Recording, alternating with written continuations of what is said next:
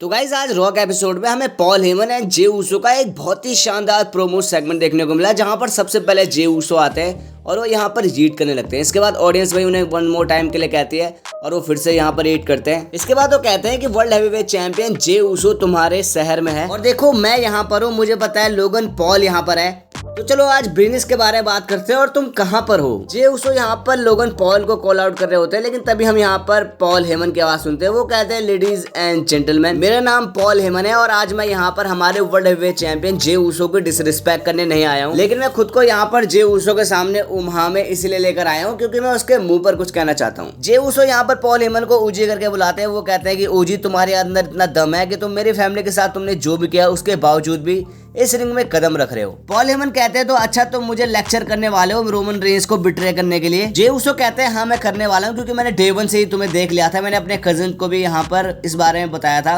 मैंने CM Punk को भी इस बारे में बताया था। पॉल हेमन कहते हैं कि तुम सबको वॉर्न करे थे लेकिन मुझे किसी ने भी वॉर्न नहीं किया है, तुम्हें मुझे बताना चाहिए था मेरे बेस्ट फ्रेंड के बारे में, सीएम पंक के बारे में।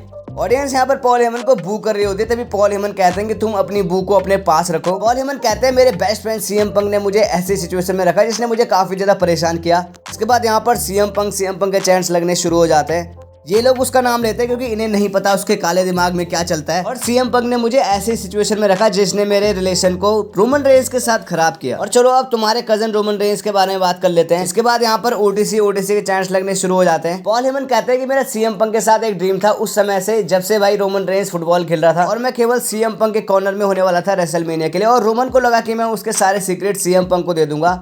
बल्कि मैं ऐसा क्यों करूंगा, मैं ब्लड लाइन के साथ 5 सालों से था, मुझे आइलैंड ऑफ रेलेवेंसी पे एक बिग डॉग मिला था और मैंने उसको ट्राइबल चीफ में बदल दिया और मैंने उससे WWE पर रूल करवाया। मैंने और उसने 1000 से भी ज्यादा दिन तक उस टाइटल को रखा, और वो मैं नहीं था जो कि रेसलमेनिया 40 में अपना टाइटल हारा, वो मैं नहीं था जो कि सेथ रॉलिंस से डिस्ट्रैक्ट हुआ, वो रोमन रेंस था। मैंने उसको अपने 5 साल दिया और फिर उसने क्या किया, वो गायब हो गया। वो टाइटल हारने के बाद बिग डॉग बन गया और उसने मुझे सोलो सिकुआ, जैक ऑफ वॉट और उन टोंगन्स के साथ अकेला छोड़ दिया, जिन्होंने मुझे मेडिसन स्क्वायर गार्डन में टेबल पर पटका और मेरा पूरा करियर लगभग खत्म ही कर दिया था। और फिर वो वापस आया मेरी हेल्प करने के लिए नहीं, बल्कि अपनी उला फाला वापस लेने के लिए। लेकिन लोग मुझे कह रहे हैं कि मैंने रोमन रेंस को बिट्रे किया। हाँ, मैंने रोमन रेंस को बिट्रे किया, जबकि मैं अपने बेस्ट फ्रेंड की मदद कर रहा था उसके ड्रीम को पूरा करने में, लेकिन वो हमेशा पॉल हेमन होता है। हर कोई कहता है कि वो पॉल हेमन है, हर कोई कहता है पॉल हेमन एक झूठा है, हर कोई कहता है पॉल हेमन एक कचरे का ढेर है, लेकिन इस समय नहीं, इस समय मैं बिल्कुल सही हूँ, मैं बिल्कुल सही जगह पर हूँ, इसीलिए तुम भाड़ पे जाओ, इसीलिए ये सारे लोग भी भाड़ में जाए। इसके बाद ऑडियंस की तरफ से यहाँ पर पॉल हेमन के लिए यूसक के चैंट्स लगने शुरू हो जाते हैं, साथ ही साथ यहाँ पर एसहोल के भी चैंट लगते हैं। जे ऊसो कहते हैं क्या तुम्हारा हो गया, क्या तुम ठीक हो?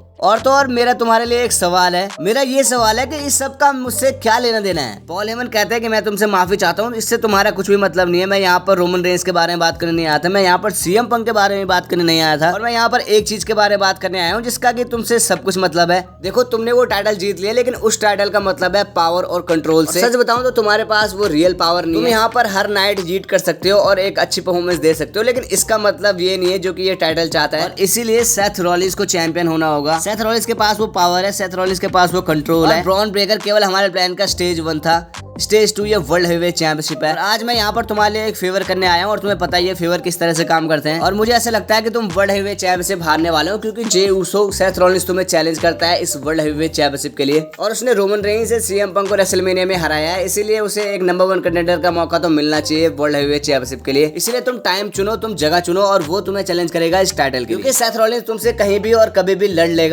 इसके बाद पॉल हेमन माइक फेंक देते हैं और वो वहां से जाने लगते हैं। जे ऊसो यहाँ पर पॉल हेमन के पास जाकर उन्हें घूरने लगते हैं, और वो यहाँ पर पॉल हेमन से कहते हैं ओमाहा क्या तुम मुझे सुन रहे हो?